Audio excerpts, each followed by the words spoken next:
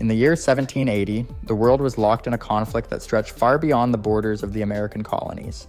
The American Revolutionary War had transformed into a truly global struggle, with Britain battling not only the Americans but also France and Spain. And while muskets cracked and cannons roared on the mainland, the true economic heart of this war lay hundreds of miles to the south, in the warm, azure waters of the Caribbean. These islands were the crown jewels of European empires. Sugar plantations, powered by enslaved labor, produced staggering wealth that rivaled or exceeded the profits of all 13 American colonies combined. Whoever controlled the Caribbean controlled a vast flow of sugar, rum, molasses, and money that could finance armies, fleets, and wars. This made the region one of the most fiercely contested theaters of the 18th century. By the autumn of 1780, the Caribbean was a loaded powder keg. The British Royal Navy, still regarded as the most formidable maritime force on Earth, sought to hold key islands and choke off French supply lines. The French Navy, having joined the war in 1778 to weaken their old rival, deployed squadrons to break British blockades, defend their own colonies, and threaten British strongholds. Spanish forces, too, eyed the region's riches and saw an opportunity to expand their influence. The waters between Barbados, Martinique, St. Lucia, and other islands teemed with warships, ships of the line bristling with cannon, frigates patrolling for prey, and merchant convoys laden with goods and soldiers. Fortresses and coastal batteries stood ready for siege. Admirals like Britain's George Rodney and France's Charles Hector, Comte d'Estaing, studied enemy movements and calculated battle strategies. Their eyes were on sails on the horizon, not on the skies above. No one suspected that, far out in the Atlantic Ocean, a storm of unprecedented fury was beginning to form. In an age without weather satellites or telegraph warnings, its birth went entirely unnoticed. All the great powers of the Caribbean were prepared for a clash of fleets. None were prepared for nature's most ruthless weapon. Within days, that invisible threat would bear down on them, rewriting not only the fate of the islands, but the course of an entire war. After devastating Barbados, the hurricane pressed onward, striking the islands of St. Lucia and Martinique with unrelenting force. On St. Lucia, entire plantations were flattened, and the island's landscape was stripped bare as trees, crops, and buildings were ripped apart. Ships anchored in harbors were torn from their moorings and smashed against the shore. The French colony of Martinique fared little better, with the town of Saint-Pierre suffering catastrophic losses as homes collapsed and flooding swept through its streets.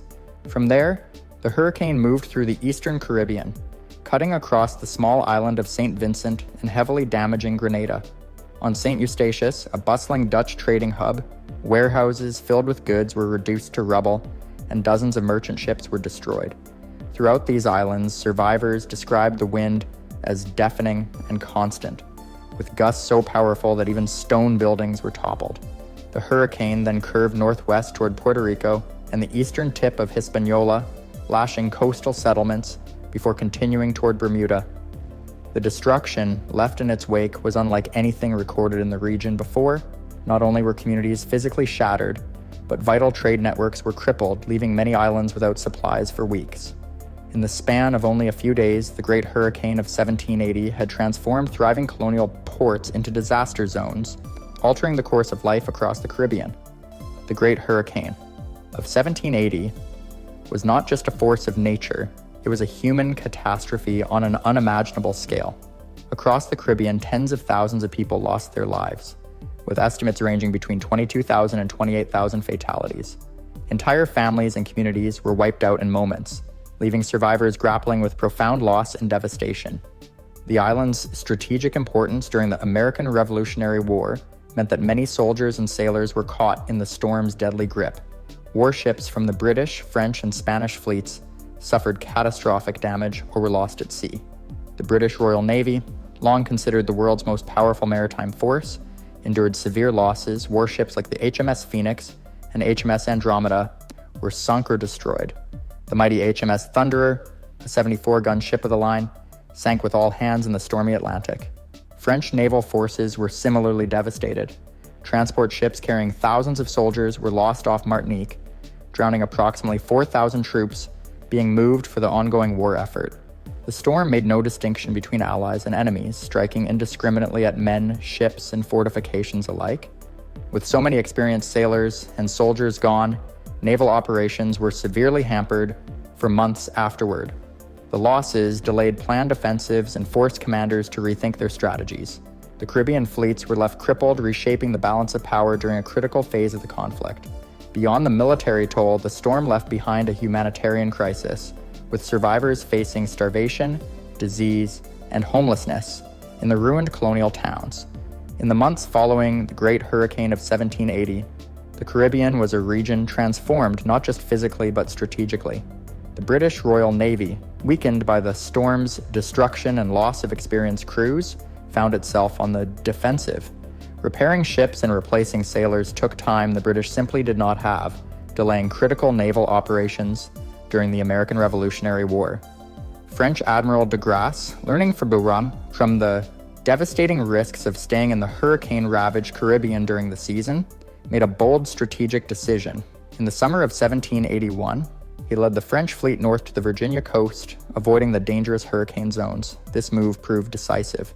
At the Chesapeake Bay, de Grasse's fleet established naval dominance. The British fleet, still recovering from the previous year's losses and operating with fewer ships and men, was unable to break the French blockade.